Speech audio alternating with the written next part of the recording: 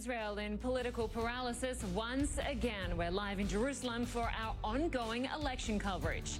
And then 10% of the world's trade halted in one instant. We'll tell you how just ahead. Also, the unbearable milk carries. They're running away from the disaster, says Nidal, a shopkeeper. They're running away from the collapse. They're running away from their theft. There's no government, and we're heading toward the abyss. And blame for Lebanese politicians over a currency crisis that has touched nearly everyone. We'll take you to a city at the centre of the anti-government protests that is also one of the poorest areas in the country.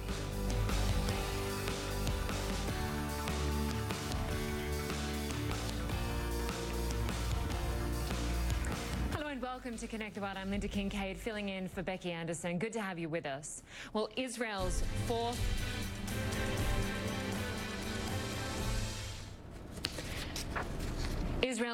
election in 2 years is over, but there may be no end in sight for the political confusion and the turmoil. We are awaiting the final results from Tuesday's vote, but with nearly 90% of the ballots counted, right now it remains too close to call. Prime Minister Benjamin Netanyahu's coalition of right-wing parties is in the lead, but it's not clear if he'll have enough votes to win a majority. Mr. Netanyahu has been banking on a boost from the nation's successful COVID vaccination campaign and from deals with the UAE and Bahrain. But now weary Israelis could be facing the prospect of a fifth trip back to the polls. Well, CNN's Hadas Gold is on the ground for us in Jerusalem and joins us now live. Hadas, initially when we heard from Benjamin Netanyahu, he called this a huge win for right-wing parties, but it certainly seems that he's going to struggle to form a governing majority.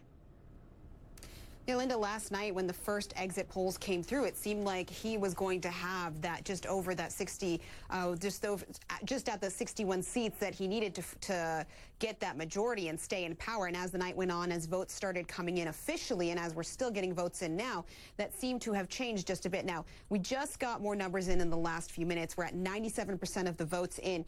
And as it stands, Netanyahu's right-wing coalition does not necessarily have a super clear path towards a 61-seat majority.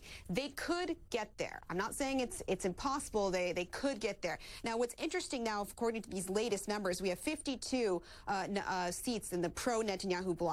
There's 7 in a party called the Yamina, which are more likely to join a pro-Netanyahu bloc. And what's interesting is that there's a smaller Arab party that might actually be the kingmakers in this whole situation. Now, it might seem unusual for an Arab party to necessarily sit with a right-wing Netanyahu-led government, but we're in unusual times here. And actually, Netanyahu has been making an outreach to Israeli Arabs as part of his campaign. That's a new thing, something he hadn't done in the past before. In fact, in the past, he and his party were accused of trying to suppress the Arab vote. But this time, we saw Netanyahu campaigning in Arab towns. We saw billboards with Netanyahu's face on it, saying Abu Yair, which is an Arabic language way of embracing Benjamin Netanyahu. Not clear if it necessarily worked with Israeli Arab voters, but the fact that this party may choose to sit with Netanyahu, that could change the ballgame. But again, we still don't have all the votes in, and things can still change. Also, there is the opposition parties and what they might do, what sort of coalition they might be able to form. But although Netanyahu last night might have said that it's a victory for the right wing, it is not a clear victory for him. And perhaps as a symbol of that, last night at his election night party, the balloons that were hanging from the ceiling waiting to drop in celebration never came down. They certainly didn't. And it's clear from the outset, even listening to Benjamin Netanyahu speak as those exit polls came in, that he said that Israel is a champion of the world for vaccinations. He was really hoping that swift rollout of vaccinations in response to the pandemic would really boost his chances here. Oh, definitely. And that was one of the key aspects of his campaign. In fact, one of his slogans was back to life. It was a very positive campaign. A lot of his campaign ads were showing coverage from around the world, showing other leaders hailing Prime Minister Netanyahu's response and how quickly the vaccines have rolled out here and brought a sense of normalcy almost back to Israel. Restaurants are full, people are going on hotels, people are out and about, whereas other countries are still under lockdown. And he was claiming credit for it, pretty much telling Israelis that if it wasn't for him, Israel wouldn't have gotten the vaccines, and that he needs to stay in power in order to make sure that Israel will continue getting vaccines as we continue fighting the pandemic.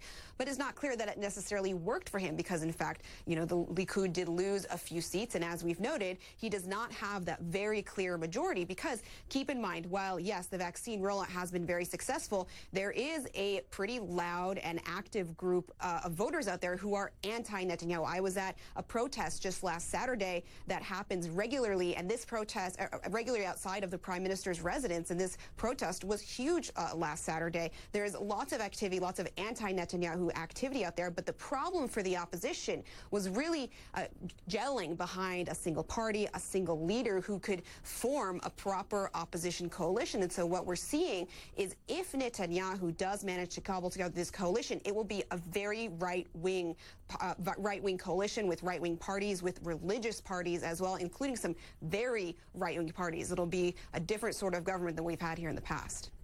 All right, Hadas Gold, we will speak to you again soon as this continues to unfold in Israel. Thanks so much.